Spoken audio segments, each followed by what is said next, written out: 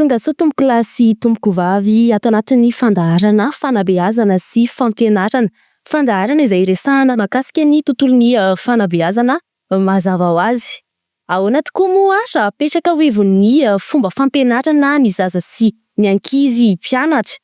Fomba entina mampianatra azo lazaina hoe vaovao izy ity raha eto Madagasikara, ary izay indrindra no loha hevitra ho voabasantsika amin'ity fandaharana manokana ity, izay iompana amin'ny fanabeazana. Amin'izao akatoky ny andro iraisam-pirenena ho an'ny fanabeazana izao, izay ankalazana ny 24 janoary. Miarahaba anao tompoko lahy sy tompoko vavy, ary manasa anao ihany koa hanaraka ny fandaharana hatramin'ny farany. Miavaka tokoa ny fandaharana ity ho an'io satria iarahana amin'ny tetikasa anjara izay tanterahan'ny Action Éducation eo anilan'ny SOS Village d'Enfants Madagasikara sy ny plateforme de la société civile pour l'enfance, ary tohanan'ny vondrona européenne sy ny SOS Village d'Enfants Danemark. Ka dia iresaka mahakasika ny pédagogie centrée sur l'enfant isika ho amin'ny anio. Raha adika tsotsotra moa zany dia hoe fomba fampianarana mifantoka amin'ny zaza sy ny ankizy. Manambahiny ny fandaharana ho amin'ny androany ka anisan'izany Randriamantoa Tida Claudio Antonelli izay encadreur pédagogique ny DREN Analamanga na ny fitaleava-patry ny fanabeazam-pirenena eto Analamanga. Miarabanao tompoko ary tonga soa ato anatin'ny fandaharana. Miarabany Sonia dia miarabany mpanaraka ny radio SIOKA dia misaotra sahady amin'ny fanasana. Anisan'ny vahintsika ihany koa Ramatoa Ralala Rosoa Laurence izay mpampianatra avy eny amin'ny EPP Anozato Atsinananeny. Miarabanao tompoko ary tonga soa ihany koa ato anatin'ny fandaharana. Miarabanao dia miarabany mpanaraka antsika rehetra. Misaotra anao nanasanay. Arak'izay fantaniana efa nipetraka teny am-piandohana moa sady loha hevitra ho amin'ity anio ity ny hoe ahoana tokoa moa raha apetraka ho ivon'ny fampianarana ny zaza sy ny ankizy mpianatra.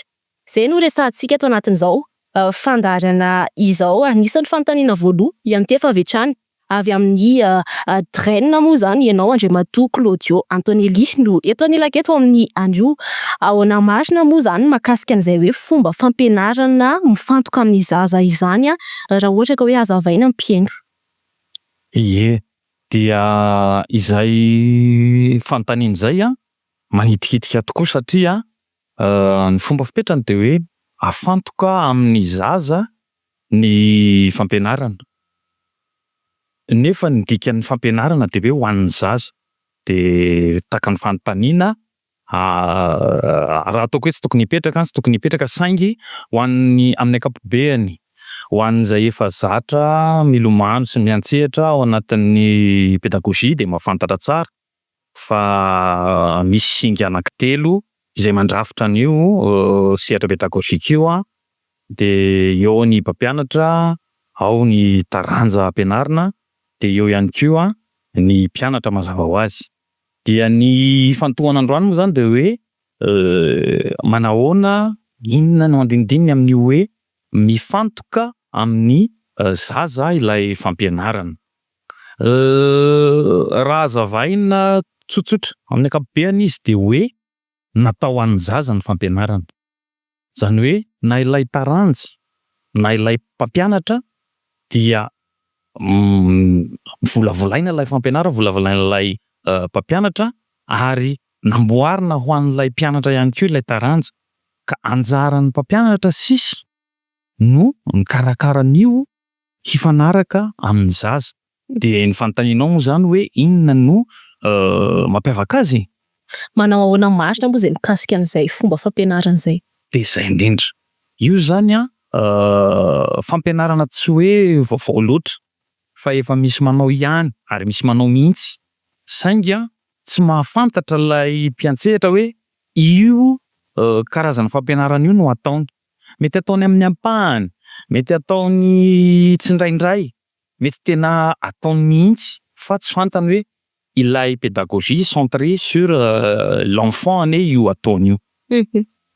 Mananana-pina izay hoe Madame Laurence na hoe Marie? Eny tompoko anapiko an'izay tenin'ny Monsieur Claudio izay dia izay mihitsy ilay izy satria efa ataon'ny mpampianatra foana io anatin'ny dakilasy any fa saingy hoe atao bebe kokoa na amafisina bebe kokoa zany amin'izao fotoana izao. Mahakasika an'izay hatrany mety hoe inona zany tena mampiavaka an'io fomba fampianarana io ary inona ihany koa no tombotsoa entiny raha ampitahaina amin'ilay fomba fampianarana izay mety hoe mahazatra antsika hatramin'izay.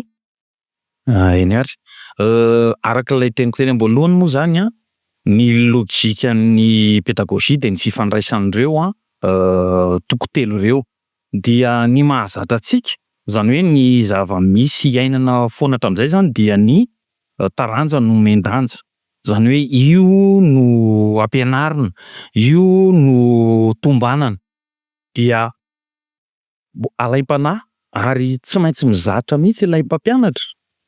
Eo moa zany Madame Laurence mampiatra an'izay indraindray satria omena matetika io fahalalana io, atolotra ilay fahaizana dia iny no tombanana avy eo. Alaim-panahy ny ankizy hanao tsianjery maimbo araky ny fiteny dia apetraka ho fitaovana hampirimana fahalalana fotsiny ihany ilay ankizy. Amin'ny ankapobeny zay fijery azy aty ivelany de nefany zany ilay zaza eo dia tsy de tena afaka mampiasa fa ny mampiavaka azy zany amin'izao fomba iraisantsika azy zao miohatra amin'ilay hoe mifantoka amin'ny taranja ilay fampianarana dia ilay zaza mihitsy, ilay mpianatra mihitsy, ilay zatovo mihitsy no mandrafitra ny fahalalana ao anatiny amin'ny alalana sanasa, amin'ny alalana fandraisana anjara. Ka rehefa izy no manorina ny fahalalana ao anatiny tsy very io aloha voalohany indrindra.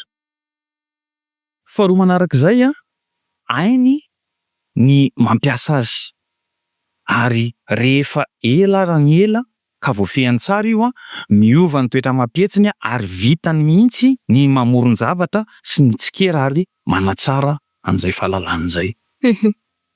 Mahakasika an'izay ihany Madame Laurence mety hoe manao ahoana kosa indray zany fomba fiseho an'izay hoe pédagogie centrée sur l'enfant izay rehefa le any an-dakilasy ianao anisany mety hoe mampiatra an'izay ihany koa. Ny tokony fampiarana azy ao an-dakilasy de ny mpampianatra zany mijanona fotsiny ho mpanampy ny mpianatra fa ny mpianatra no manao an'le mitady hoe aiza le fahalalana ao anatiny, izy zany no mamoaka an'le fahalalana ao anatiny amin'ny alalan'ny asa izay ataony isam-bondrona ohatra, atao asa isan-tarika ny ataon'ny mpampianatra na mametraka fanontaniana maromaro ianao ohatra hitaritanao azy de izy ihany no mamoaka an'izay fahalalana any anatiny any. Ny mpampianatra amin'izay fotoana izay mitarika fotsiny ihany fa tsy hoe ny mpampianatra manao be resaka be zao raika izy de zao fa ny mpianatra mihitsy no mamoaka an'ilay fahalalana avy any anatiny avy any. Maharaka an'izay nefa ve le mpianatra rehetra satria mahafantatra tsika fa na samy zaza na samy ankizy samy manana fomba fahatakarany ihany koa. Izany to. Le izy ny mpampianatra zany vao miditra ao am-pianarana ao mihitsy de mahafantatra hoe ohatr'izao ty mpianatra ty na ohatr'izao ty mpianatra iray ty de arakarak'izay no izarana an'ilay mpianatra zany.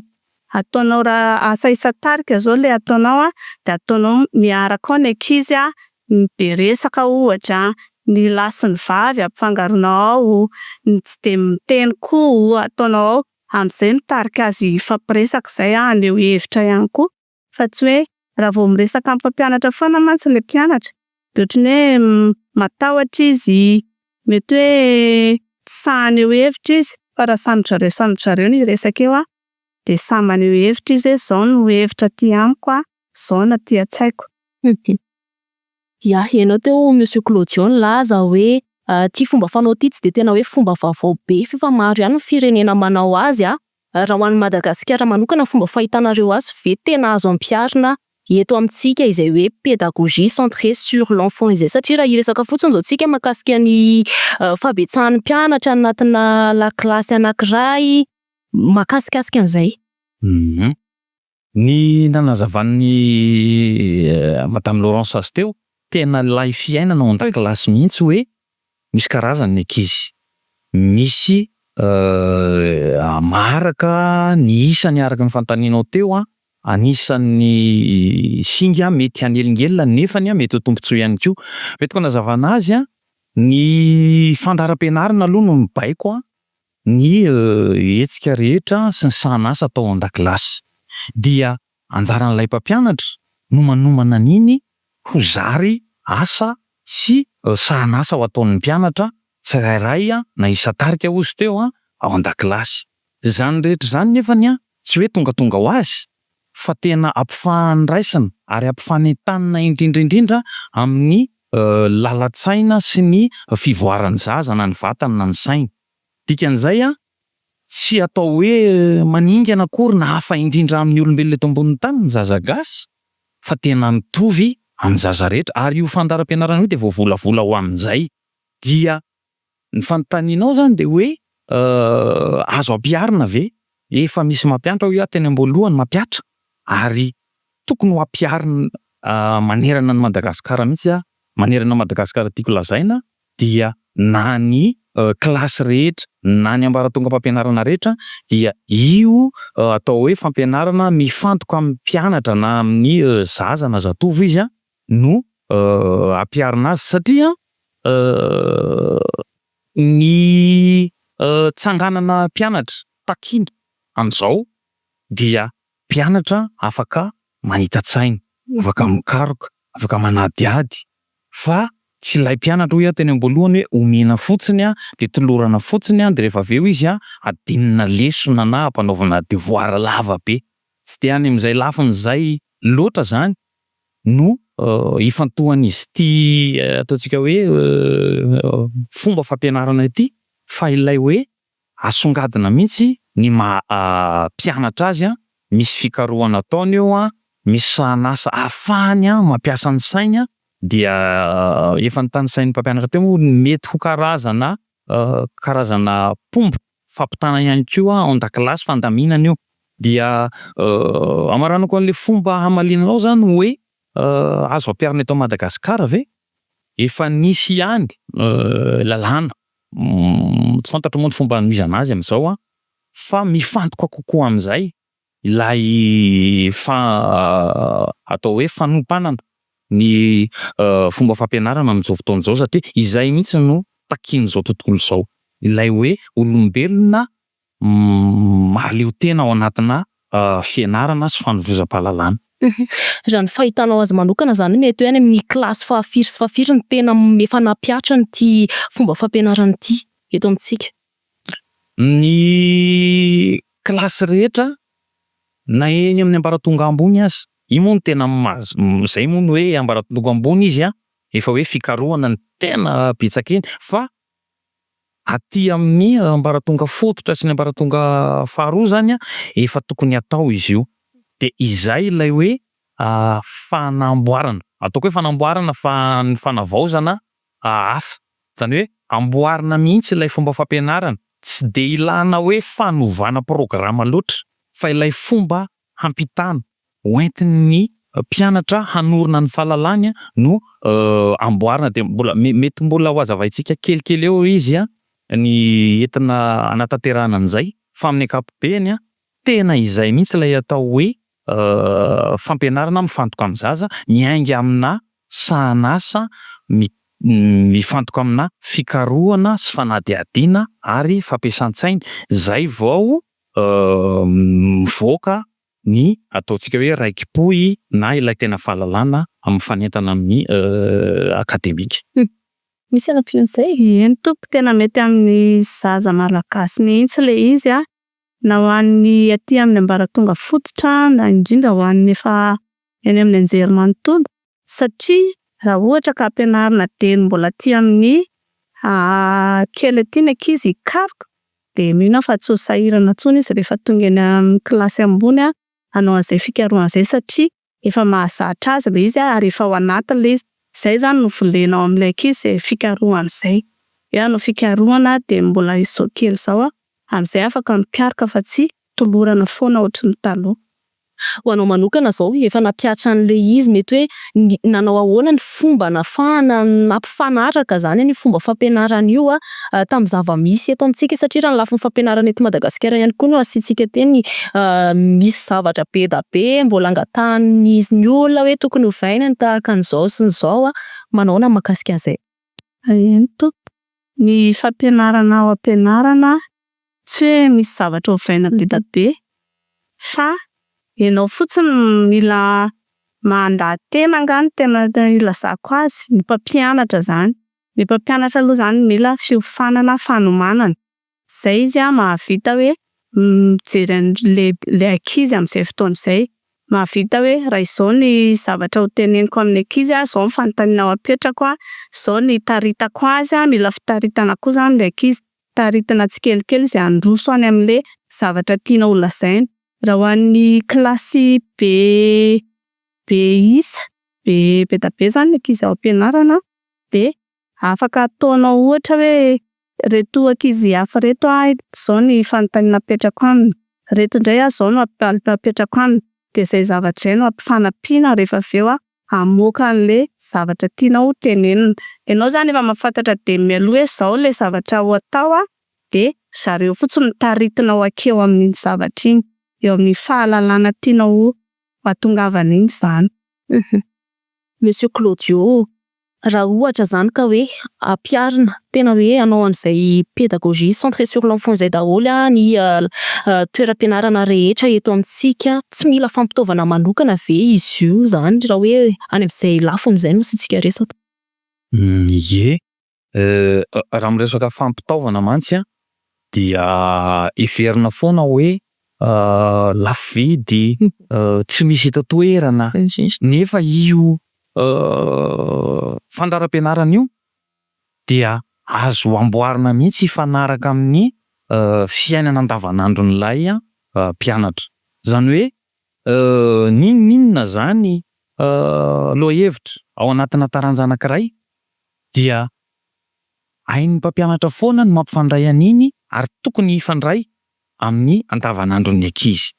Ny andavanandron'ny ankizy nefa dia misy fitaovana hita maso, misy fitaovana azo tsapain-tanana. Ny atao hoe lalan-tsaina lehibe izay tokony ho hita taratra any an-dakilasy nefa dia mila mandray anjara ny mpianatra ao anatina fandraisana fitenenana, ao anatina fifanankalozan-kevitra. Mila mikirakira izy ary zay fitaovana niteneninao zay dia fitaovana misy amin'ny andavanandro ireo. Tsy voatery ho hafarana, tsy voatery ho lafo vidy fa tsotra saingy atao mifanaraka amin'ny isany ao an-dakilasy fotsiny. De ilay mpianatra ihany koa ankoatran'ny fandraisany anjara sy ny fikirakirany mila mifanakalo hevitra izy. Io fifanankalozan-kevitra io heveriko fa tsy de mila fitaovana be fa ilay fandaminana araka ny voalazan'ny mpampianatra teo no ilaina hoe manao asa tarika ve, manao atao hoe fampisehoana ve, manao fikarohana ve, zany tsy de tena mila fitaovana be fa lay ankizy no alamina ao an-dakilasy. Misy ihany koa ny atao hoe fanandramana. Iny andrana iny de mifanaraka amin'ilay fandaharam-pianarana. Raha ohatra zao na tsy any amin'ny kilasy ambany aza fa aty amin'ny antontono zany hoe any amin'ny collège de ao anaty fandaharam-pianarana misy fizika ohatra na misy ataoko hoe SVT, tsy misy SVT ataontsika hoe any amin'ny volana no misy an'ilay fitaovana fa mety momba ny zava-maniry ohatra, de zava-maniry misy eto toerana no ampiasaina.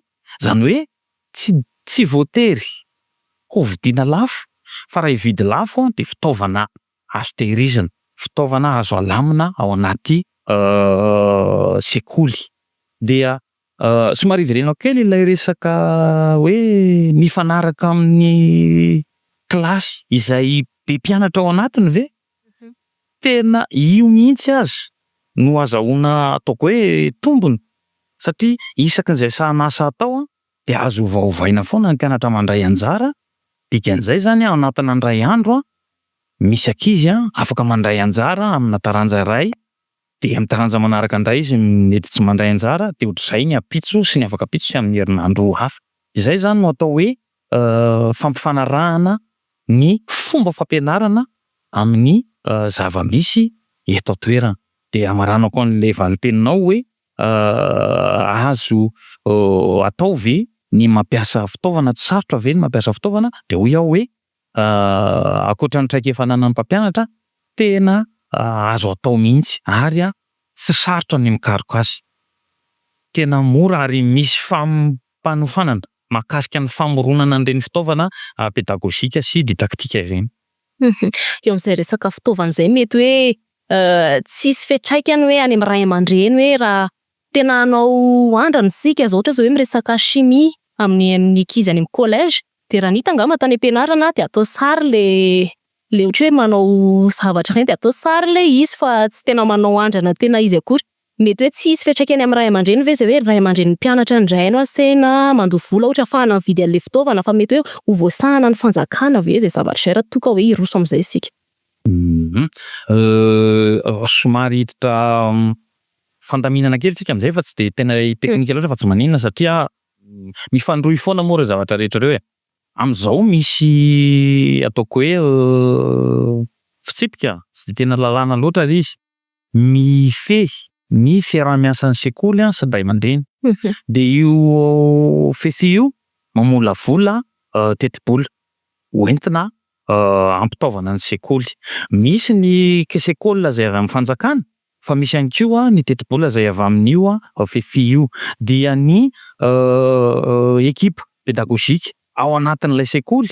Any amin'ny collège zay équipe pédagogique resahako izay fa ny any amin'ny sekoly EPP ngamba mety ho azon'ny Madame Laurence Zazavainy izy rehefa avy eo dia misy an'izay teti-bola izay ka anjaran'ilay équipe pédagogique no mamola volany teti-bola ihany koa dia manolo-kevitra izy amin'ny ray aman-dreny rehefa tonga ilay fivoriana any voalohan'ny taona hoe ilay teti-bola tahaka an'izao hividanana fitaovana tahaka an'izao hoenty mampianatra dia fandresen-dahatra fanazavana no atao ny fandaminana an'iny mba tsy hampidi-doza sy hoe miteraka fahaратрana sanatria efa fanomanana. Izay no atao hoe fanomanana ataon'ny mpampianatra sy ny traikefa ananany dia azo atao tsara mihitsy ny miresaka amin'ny ray aman-dreny na ao amin'ny sekoly izay tantanan'ny fanjakana na privé tena azo atao mihitsy ny manokana teti-bola ary zany aza ny tena tokony hanatokanana teti-bola betsaka kokoa ankoatra ny karaman'ny mpampianatra.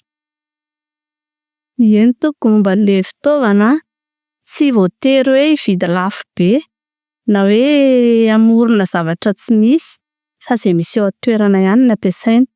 Ary indrindrindrindra koa raha hoe hanao lesona anankiray zao ianao ka hiteny amin'ny ankizy hoe andao tsika ankizy hitondra izao ohatra fotsiny izao momba ny sakafo. Izay zany izao no tonga ato an-tsaiko voalohany sakafo. De miteny amin'ny ankizy fotsiny hoe sasana mitondra ovy sasana mitondra karaoty sasana mitondra izao hanao lasopy tsika. De tena angamba nataoko hoe lasopy be iray vilany ary angamba no tonga eo satria de faly mihitsy ny ankizy raha vao teneninao hoe andao tsika hitondra izao fa hanao an'izao zavatra izao tsika.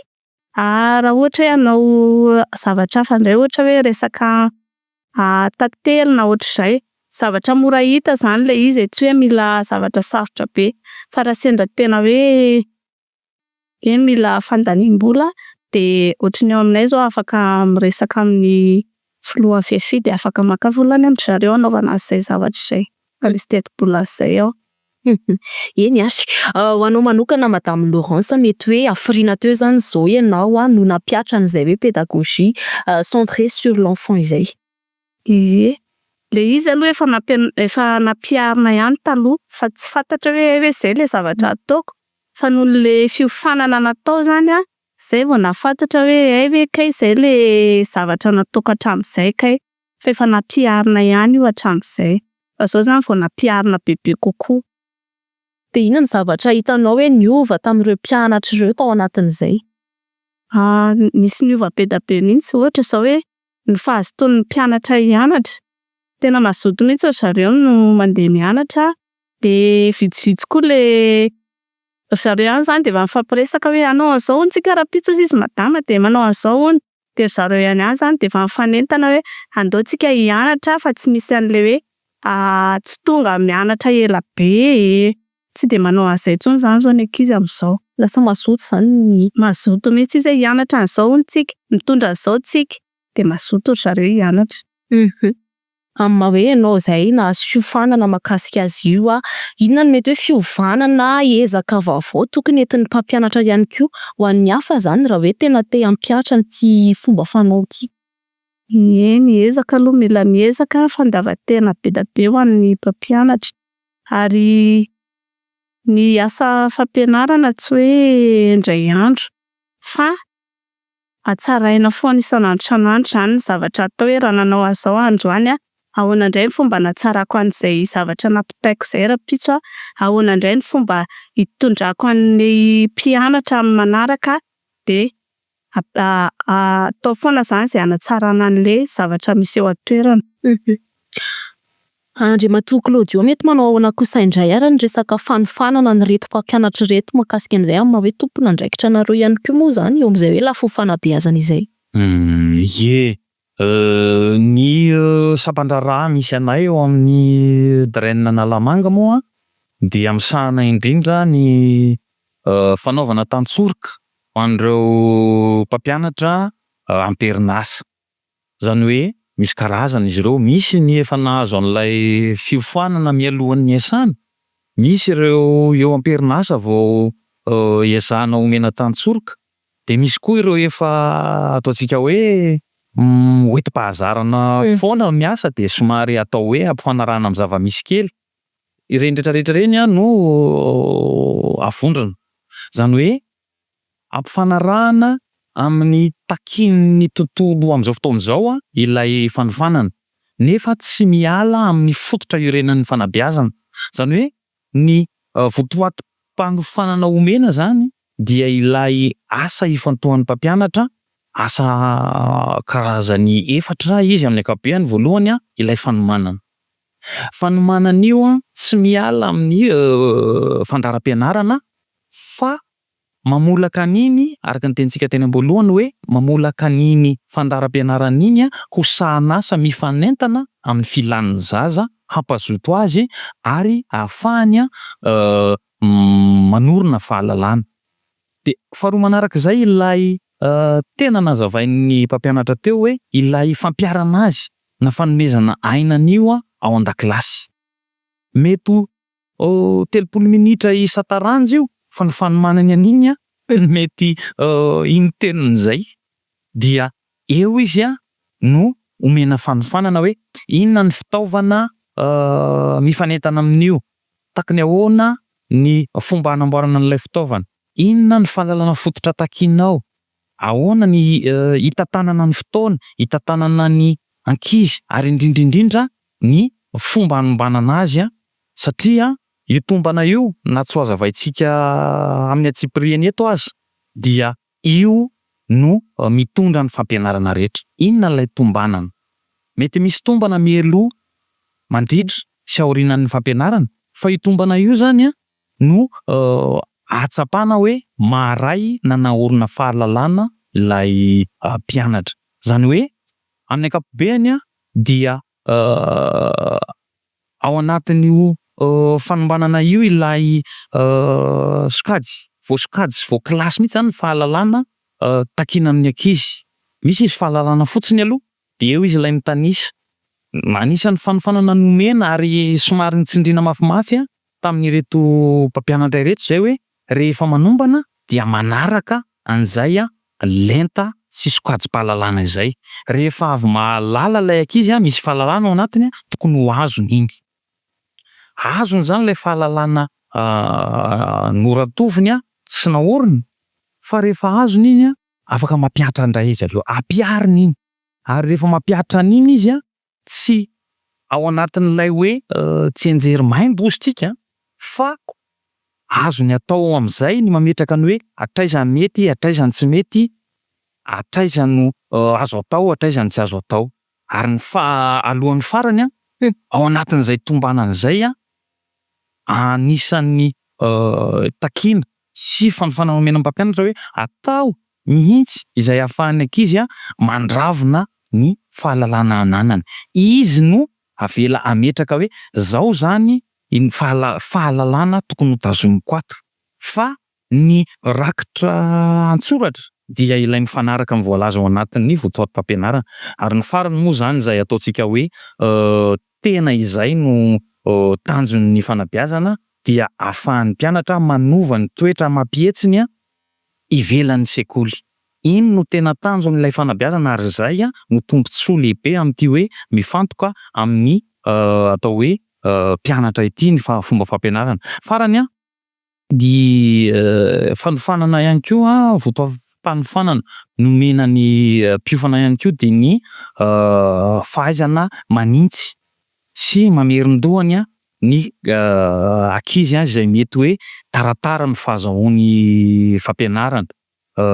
Io moa zany tsy voatery hoe aorianan'ny fanadinana fa na eo am-pampianarana eo ary de efa misy tondro ahafahan'ilay mpampianatra mahatsapa hoe somary sahiran-kirana ilay mpianatra. De zay votoatin'asa efatra izay amin'ny ankapobeny zay no tena ifantohan'ny fanofanana ho an'ireo mpampianatra ireo de ohatran'ny fanofanana rehetra moa mbola mety hisy ny tantsoka hafa, mety misy fanjoina, mety misy fanaraha-maso ary fanampiana azy andry zareo zany hoe taiza ho aiza mety ho fahasahiranana, inona no mety mbola tsy ampy.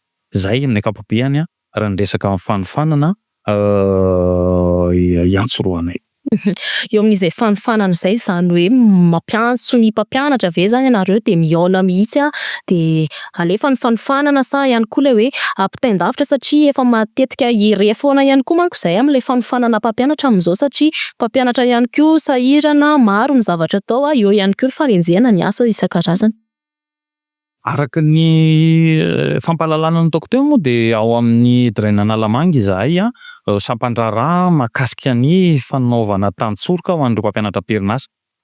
Asanay andavanandro izy io. Zany hoe mikarika izahay mamolavola, maka ny tondro rehetra eny an-kianja eny de mamolavola ny fanofanana sy tantsorika mifanentana amin'ny filan'ny mpampianatra. Isaky ny sokajy io na any amin'ny primaire na aty amin'ny collège zany dia hitanay avy eo zany hoe inona no filana mifanentana amin'ireo mpampianatra ireo. Dia ny fanontanianao zany raha ohatra ka valiko hoe mivantana, izahay zany tsy mifidy na miankina io na tsy miankina fa arakaraka ny filan'ny sekoly. Ny fanofanana omenay dia ny sekoly no mandrindra mikarakara an'izay fomba hiaonan'ny zareo ahafahanay manome tantsoro. Raha ohatra zany zao hiditra amin'ny primaire isika de misy ny andrareo isan-kerinandro ny conseil des maîtres. Zany hoe ireo mpampianatra ao anatin'ny sekoly ireo manao fihaonana, misy fifampizarana mandritry ny indray mandeha isan-kerinandro eo izy. Torak'izay koa ny any amin'ny collège de misy ny atao hoe équipe pédagogique. Efa voafaritry ny lalàna mihitsy izy io misy atao hoe texte mametra an'izay dia mila fihaonana zareo ao anatin'izay aorian'izay fihaonana zareo zay no mandefa ny fangatahana izy manome ny faniriana izy hoe mila tantsorika tahaka an'izao zay de arakaraka iny amin'izay no ahatongavanay fa izahay tsy afaka mametra loatra hoe tsy maintsy amin'izao nareo mihaona ary tsy maintsy ity no fanofanana omenanareo. Akoatran'ny ataony any amin'ny Cisco moa izay misy ny JP zany indraindray any amin'ireny fotoana fiatoana reny amin'ireny indray miara-miasa amin'ny Cisco izahay fa amin'ny ankapobeny amaliko azy dia miankina amin'ny filana eny an-kianja ny fanofanana omenay fa izahay kosa tsy mitsahatra mikaroka mba hampifanaraka ny zava-misy eran-tany sy filana fototra eny an-kianja. Zany hoe samy mahazo ny anjarany avokoa zany mpampianatra rehetra sy ny sekoly rehetra mahakasika an'ity fomba fanao ity hoe pédagogie centrée sur l'enfant. Tena ezahana moa satria ny fotoana voafetra indraindray ny hoentim-manana ihany koa tsitsitsina ihany nitatazika be ilay Analamanga. Raha Analamanga fotsiny ny resaka de araka izay tratra ezahana araka izay tratra. Manana nampianan'izay ve ianao Madame Laurence amin'izay resaka hoe fanofanana ny mpampianatra izay mahakasika ity fomba fanao ity? Eny tompoko raha le fiofanana matetitetika mihitsy aloha izay no miofana raha ohatra ny ao aminay zao de miofana matetitetika mihitsy. Isan-kerinandro ataon'ny talen-tsekoly de isaky ny fotoana fialan-tsasatra kely ataon'ny zapy angambany izay de Ny eny amin'ny anona koa, ny mpampianatra koa ohatra rehefa le mba miresaresaka eny a de afaka mifanome fiofanana mifampiofana zany hoe ohatr'izao nanaovako an'le anahy de ohatr'izao de mba ataovy koa raha ohatra mety aminao le izy de afaka mifampiresaresaka eny zany a de zay le fiofanana teorika na pratika ihany koa. Ho anao manokana ve efa nahatsapa vokatra azo tsapain-tanana tamin'ny fampiarana azy io? Ohatra hoe teo amin'ny valim-panadinana ohatra de tsapa hoe noho ny fampiarana an'ity zavatra ity de lasa nihatsara zay zavatra zay. Entiko valim-panadinana, voka-panadinana tena mihatsara mihitsy satria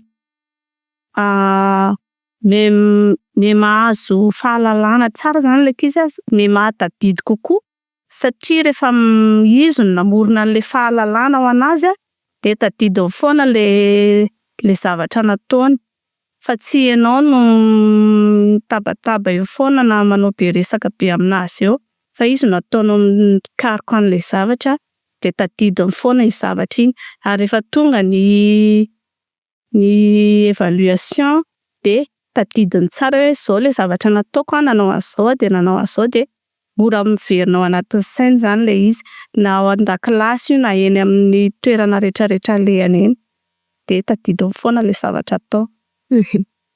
Ny zaza sy ny ankizy mpianatra apetraka ho ivon'ny fampianarana izay no resadresakay ato anatin'izao fandaharana izao raha toa ianao ka zao vao manaraka anay. Efa noresahana Andriamatoa Claudio teo ihany moa hoe ho resahantsika avy eo ny mahakasika ny fanatanterahana an'izay manao ahoana tompoko momba an'izay. Ny atao hoe fanatanterahana zany de ilay asa eny an-kianja mihitsy. Raha nanazava zany teo ny mpampianatra hoe tsy ianao foana no midongy sehatra eo. Raha izay mantsy izy de mifantoka amin'ilay mpampianatra indray ilay fampianarana na mifantoka amin'ilay taranja fa raha ny atao hoe fampitahana tsotsotra ao anatina fandanjalanjana dia tokony eo amin'ny manodidina ny 20 isan-jato eo ny mpampianatra no mihetsika be ao an-dakilasy fa any amin'ny fanomanana izy de 100 isan-jato fa ny 20 isan-jato eo ny mpianatra no tena mandray anjara, mikirakira, miady hevitra ary indrindrindrindra mamoaka ilay fahazahoany sy ilay fahalalana tiany tokony ho ahoriny. Izay zavatra izay indrindra no ilana fiantsiarana lehibe ho an'ny mpampianatra. Mila fandavan-tena hoy Madame Laurence teo, ilay fandavan-tena dia ilay fahaizana mitarika ny ankizy, mandrindra ary indrindrindrindra manamora. Amoraina ny fahafahan'ny zaza mikirakira fitaovana, amoraina ny fahafahany miresaka raha ilaina, amoraina ny fahafahany mamaky teny, amoraina ny fahafahany mikajy amin'ny alalana fampiasana fitaovana. Io fampiasana fitaovana io zany no zava-dehibe tsy maintsy tena ataoko mihitsy tsy maintsy fa tsy hoe tokony ilaina ao anatina fampianarana mifantoka amin'ny zaza. Dia maro ny atao hoe teoria izay heverina fa mampahomby an'izy io fa amin'ny ankapobeny dia ataontsika hoe mila fahaizana manetsika, etsehana mihitsy ny zaza na ny sainy na ny vatany mba hatsapany hoe izaho mila mianatra ary izay fampianarana azy mianatra izay no zava-dehibe ka na tsy eo azy io mpanabe io amin'ny fotoana sasany dia fantany hoe zao ny fomba fianarana an'io. Mety manjavozavo zany ny fanazavako azy tsotra eto fa izahay rehefa mampiofana de tena atao hoe fampiarana avy hatrany. Tsy ataoko hoe vazivazy le izy fa tena zay mihitsy hoe formation centrée sur les participants.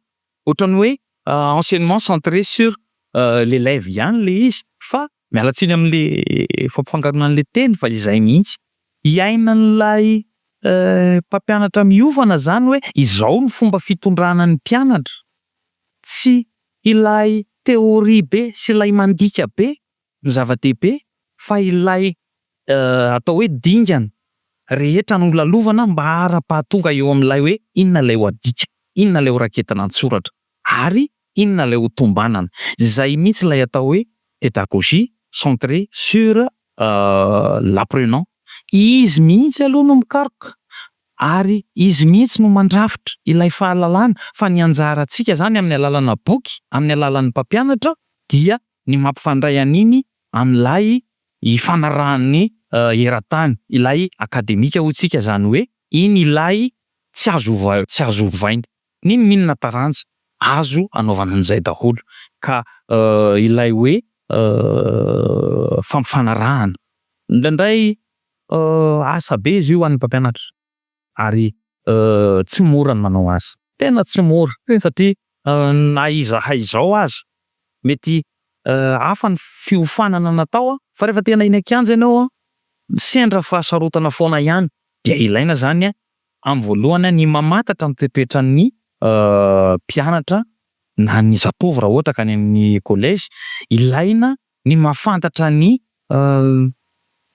zava-misy amin'izao toetrandro zao, na teknôlôjia io na toetoetran'ny olombelona amin'ny ankapobeny io, na ny fiovaovan'ny toetrandro io na ny maro lafo zany ny fampianarana ary tsy vita indray andro izy hoy Madame Laurence atao. Sady tsy vita vetivety io no tsy vita indray andro fa tokony atao ary atao amin'ny tokony ho izy ary tsy vitan'olona irery.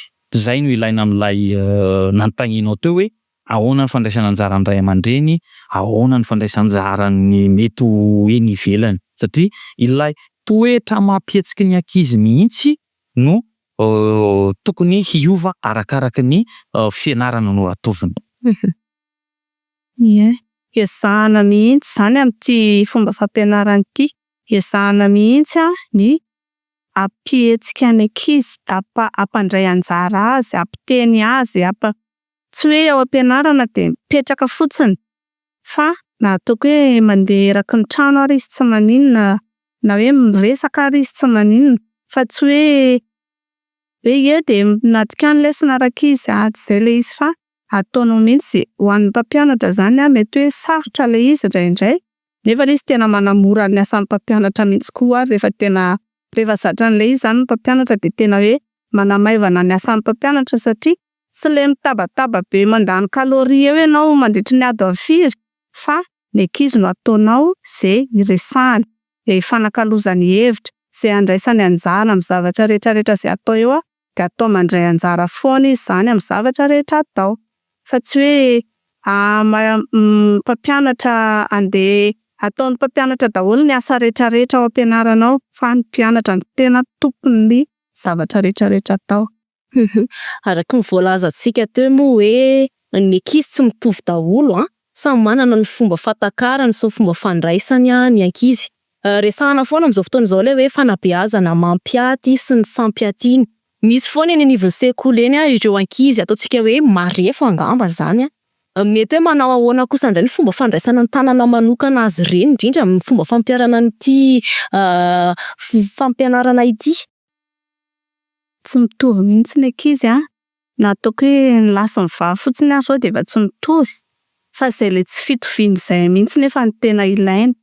Satria raha misy ankizy be resaka be ohatra ataonao miaraka am'le tsy de miresaka de lasa miresaka ho azy le anankiray zany afaka maneho hevitra izy tsy mahatsapa teny izy hoe voahilika na hoe za tsy de mandray anjara na za tsy de manao ninina za nge tonga ato de mipetraka fotsiny fa arakaraky n'izay le mamparefo azy zay mihitsy na zay izy le tsy de miteny zay na zay izy le mitokatoka-monina zay mihitsy ny ampifangaronao anazy ao anatin'izay fiarahamonina kely ao anatin'io fianarana io zay de lasa mahatsapa tena matoky tena ho azy izy hoe za ty kay ve mba mahavita ohatr'izao ihany, ve za mba ilaina ihany satria mety any atokantrano any izy ohatra mety voahilikilika raha manana zay toetra zay fa rehefa tonga ao ampianarana izy zany de ampifangaronao izy de lasa mahatsapa tena izy hoe ilaina kay, za kay mba mahavita zavatra ihany rehefa teneninao koa ary izy tena mety fa tohiziny zavatra ataonao tsara mba atao vitanao io de lasa mampirisika anazy ho azy iny hanao zavatra tsaratsara kokoa hatrany. Izay fanazavana sy vokatry ny traikefa hitan'ny mpampianatra eny an-dakilasy zay tena mitombona satria misy foana le atao hoe maningana. Saingy ny maningana no manamafy an'ilay teoria hoe na misy aza ny maningana anisan'ny fanofanana nomena ihany koa hoe misy lalan-tsaina arahana ao anatin'ny fampitana sy ny fanorenam-pahalalana. Io lalan-tsaina io ninona toetrana mpianatra izay voalazan'ny mpampianatra teo na lahy izy na vavy na somary manana fahasembanana azy izy, io lalan-tsaina io tsy miova fa lalan-tsaina ataontsika hoe siantifika moa fomba filazana azy fa efa voajanahary ao amin'ny olombelona ilay lalan-tsaina hoe mila mandinika izy, mila manadiady izy, mila mikirakira izy, fa ninona zany toetr'olona io lalan-tsaina io tsy miova mihitsy. Ary arakarak'izay ihany koa mitombana tao aminy mba hitombona ilay voalazan'ny mpampianatra teo hoe ay zakay hoy ilay mpianatra io na teto aza ny etom-boako afaka mivoatra atretsy iny fandrefesana, iny fanombanana ataon'ny mpampianatra iny no atao hoe centré sur l'enfant ihany koa zany lay atao hoe tombana ho atao. Mety misy tombana amin'ny ankapobeny fa ain'ny mpampianatra ary omena fanofanana mahakasika an'izay izy hoe tombanana ihany koa tsirairay ilay zaza ahafahana manintsy azy amin'ny maha izy azy. Dia tsara mihitsy ilay fanontanianao zay hoe ahoana ny fampiatiana. Zay fampiatiana zay aza mbola fahasembanana fotsiny resantsika fa ankoatran'ny mahalasy ny mahavavy mbola eo ireo marefo ara-piarahamonina, mbola eo ireo sahirana amin'ny ataontsika hoe fahasamihafana hoe ankizy avy any amin'ny faritra hafa nefa mianatra eto afovoantany na ny ary teo afovoantany ihany koa mankany amin'ny faritra hafa, mbola anisany ataontsika hoe tranga zany. Tsy fahasahiranana fa tranga fotsiny dia anjaran'ny mpampianatra no karakara sy manamboatra an'izay fa amafisiko mihitsy ny teny mpampianatra teo hoe samy hafa ny ankizy saingy misy lalan-tsaina tsy miova. Ninona taranjam-pianarana misy lalan-tsaina foana tokony arahana raha fampianarana mifantoka amin'ny mpianatra no atao. Arak'izay efa voalazanao zay ihany koa moa zany zany hoe tsy mpampianatra rehetra no tokony ho tompon'andraikitra ihany koa ny ray aman-dreny satria misy efa samy hafana izay eo amin'ireo ankizy sy ny mpianatra samy hafa. Inona zany tokony ho andraikitry ny olon-kafa ihany koa ankoatra ny mpampianatra ahafahana mametraka izay hoe fanabeazana mifototra amin'ny zaza sy ny ankizy izay.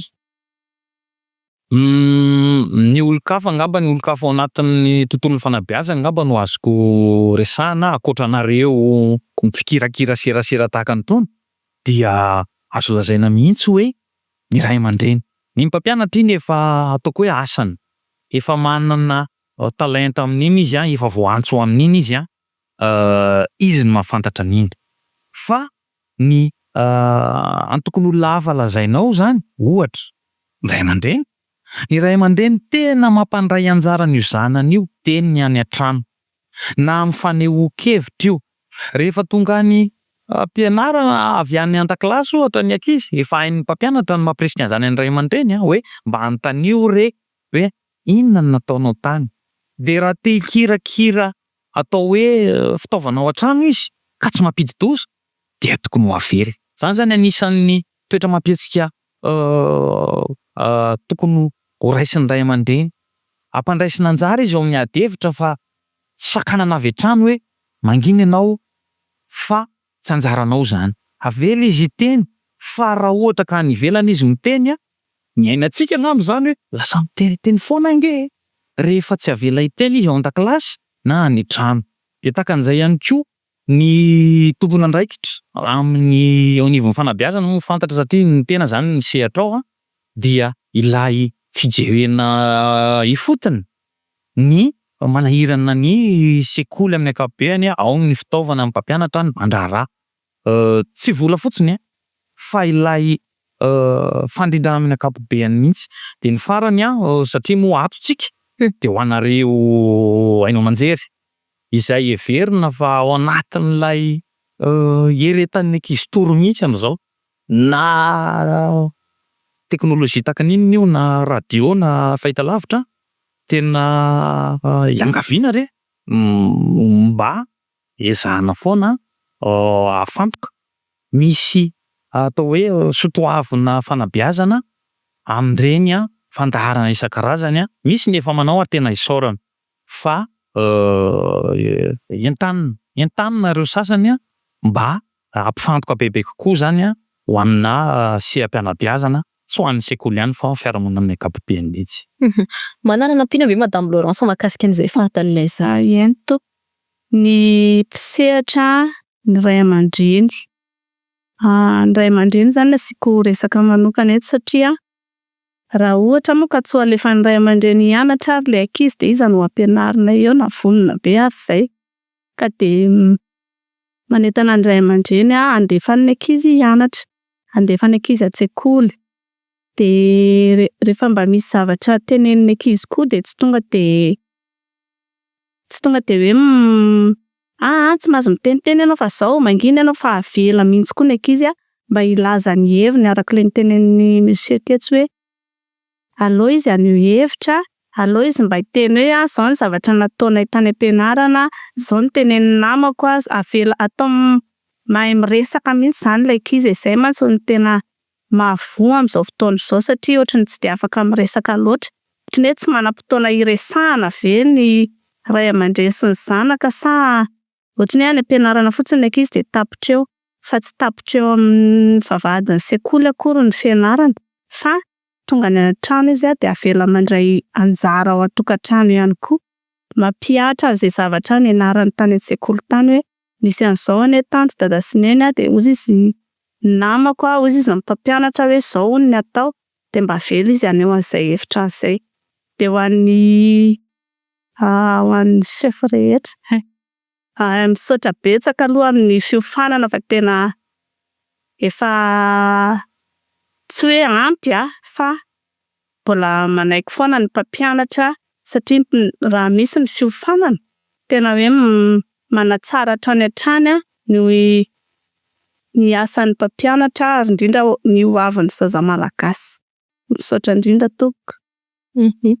Araka le fanambarantsika teny am-piandohana moa de ity fandaharana manokana ity teny rahantsika ihany koa tamin'ny tetikasa anjara. Io tetikasa io izay misehatra amin'ny fanabeazana sy fampianarana ihany koa mazava ho azy. Inona mety hoe tohana nentin'ny tetikasa anjara amin'ny fampiroboroboana sy fanaparitana ity fomba fampianarana hoe mifototra amin'ny zaza sy ny mpianatra ity. Dia efa zava-dehibe ary isaorana ny ministera tokony andraikitra moa zany ny manaiky ary manokatra varavarana amin'ny mpiara-miombona antoka tahaka ny tony. Ny tetikasa anjara dia ny fampiofanana aloha no atao hoe ny fampirarana taminay de heverinay fa efa 100,000 zay faravakely araka ny volazan'ny mpampianatra teo mihitsy ilainy mihitsy ilay fampiofanana. Zay zavatra zay nefany tsy nataon'io tetikasa io hoe ho anazy rery fa mila fiaraha-miasa ry zareo ary izaho ihany koa tena misaotra azy satria hoy ianao teo hoe inona no tombontsoa sy hoe fomba nentina iaraha-miasa amin'ny zareo de io fampiofanana io zany mifantoka indrindra amin'ny eny an-tsekoly zany hoe inona no fomba hoentina iarahan'ireo mpampianatra ireo mifanakalo na eny amin'ny collège izy na ety amin'ny primaire na préscolaire ihany koa satria ireo sehatra telo ireo zany no isian'ilay tetikasa misy préscolaire de misy primaire ary ny secondaire dia izay fiaraha-miasa ataon'ny tetikasa anjara zay mifantoka kokoa amina hoy hoe lay tamitsoroka zay no zava-dehibe fa misy fanentanana ao misy tototsaina ara-pedagôzika ao ary misy fampitaovana ihany koa zay heverina fa na tsy mahasehaka ny lafin'ny betsaka aza efa zava-dehibe ilay fanairana satria hotsika teny amin'ny voalohany ary izay no zava-dehibe Ohatsika tena voalohany hoe tsy tena zava-baovao be anie izy io ilay hoe mifantoka amin'ny mpianatra io fa somary misafosafoana fotsiny ihany na eo amin'ny fampianarana na any mitombana fa ity zany no tena tetikasa iray ankoatran'ny hafa izay tena hoe miezaka nanindry ary manipika ary mino fa somary mbola ho tarihy lavidavitra kokoa io fampianarana mifantoka amin'ny mpianatra io de isaorana azy satria misy foana ny fiaraha-miasa eo amin'ny fanjakana sy ny tsy miankina indrindra ny mpiara-miandanantoka. Mety hoe manana antotanisa ve nareo sekoly firy no efa nisitraka n'izay tetikasa anjara zay? Hatreto aloha raha ny fiaraha-miasa natomboka dia fitaly ava-paritra roa izany hoe Analamanga sy Vakinakaratra no iantseharan'io tetikasa anjara io. Miisa eo amin'ny 5 eo ny sekoly. Mifangaro ao zany ny préscolaire de ny primaire ary ny secondaire. Izay sekoly 5 zay misy mpampianatra maromaro an-jatony sy ireo mpitantsorika tsy voatery mpampianatra fa mpanofana ara-pedagojika sy taletsekoly. Fa ny tena zava-dehibe dia ny isan'ny mpianatra eo amin'ny 7,000 manodidina 7,000 sy 1,000 eo amin'ny draina anankiroa no misitraka an'izay tetikasa izay. De araka ny voalazako teo moa anatin'izay ny fampitaovana, ny fampiofanana, ny fanentanana de izahay moa eo anivon'ny draina manomby tanana arak'izay filana mety misy fa izay ilay antota misy 7,000 sy 1,000 eo zany ny isan'ny mpianatra izay misitraka an'io tetikasa io.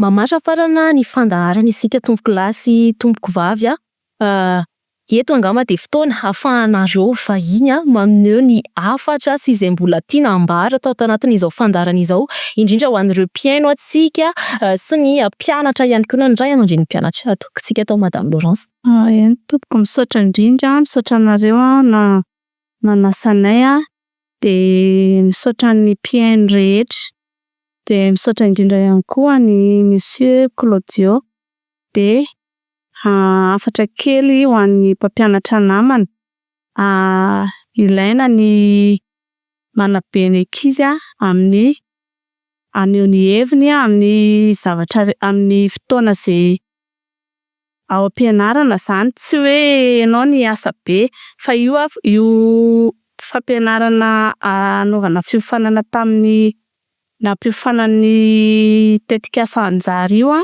de tena nampifohy indray ngamba raha izay no azoko ilazana azy, nampifohy indray ny fahaiza-manaon'ny mpampianatra izay efa tao anatin'ny mpampianatra tao hoe hanao an'ilay fampianarana miopana ny ankizy no atao ivonay fampianarana.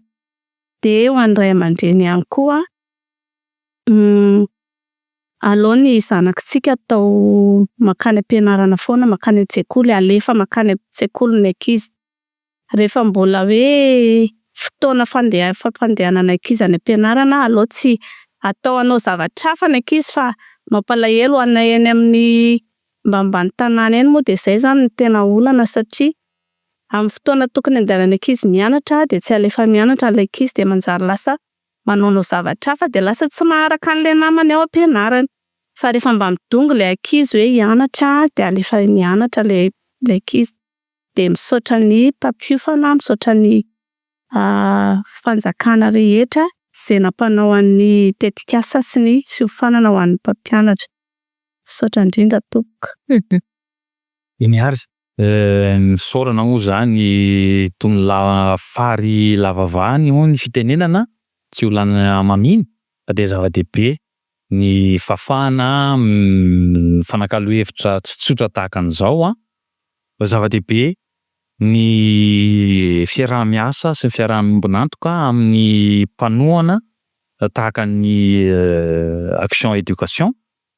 Ny hafatra angamba de petsaka ny mianjady amin'ity fanabeazana ity. Manakambara daholo ny olona rehetra saingy ny manandrify anay de ny sehatra tantsorika. Zany hoe tsy tokony matoritory ny mpampianatra hoe efa zatra, efa mandeha ho azy fa mikaroka foana, manao fikarohana manokana miaraka amin'ny mpiara-miasa ary mitady mpanofana raha ilainy. Dia ao anatin'izay ihany koa ny afatravatra zany de everitsika fa ny fanabeazana tsy misy vokatra eo no eo. Mandava-piainana izy io ary izao iainantsika izao dia efa vokatry ny tany aloha. Ka raha izao tsika no mbola matoritory sarotra indray ny anarina azy fa manana ataontsika hoe herijika tsika izao. Nifo izy ny mpampianatra teo de andao hiaraka hifo, andao hifanome tanana fa ho avin'ny firenena no jerena ary ny taranaka no tsinjovina de alaitsika hery izy ataotsika toy ny mpirahalahy mianala avokoa ny mpisehatra rehetra ao anatin'ny fanabeazana dia mifampatoky ary mifampitsinjo dia misaotra ny radio SIOKA fa de mifampisiotsiokeny foana zany mba ho tahaka an'izao misehatra ahafahan'ny fanabeazana maneho hevitra sy mampiseho hoe misy asa mandeha any ambadimbadika any dia mankasitraka tompoko. De zay afatra avy amin'ny vahiny izay ihany koa tompoko lahy sy tompoko vavy no entina hamaranana ny fandaharana manokana ho amin'ny anio. Ankasitrahana feno Andriamatoa Claudio avy amin'ny Drainanalamanga sy Ramatoa Laurence mpampianatra avy eny amin'ny EPP Anosizato Atsinanana eny niresadresaka sy nitafatafata ato anatin'izao fandaharana izao. Ianao mpihaino sy mpijery ihany koa de ankasitrahanay ary mametraka ny veloma ho amin'ny manaraka indray izay veloma tompoko.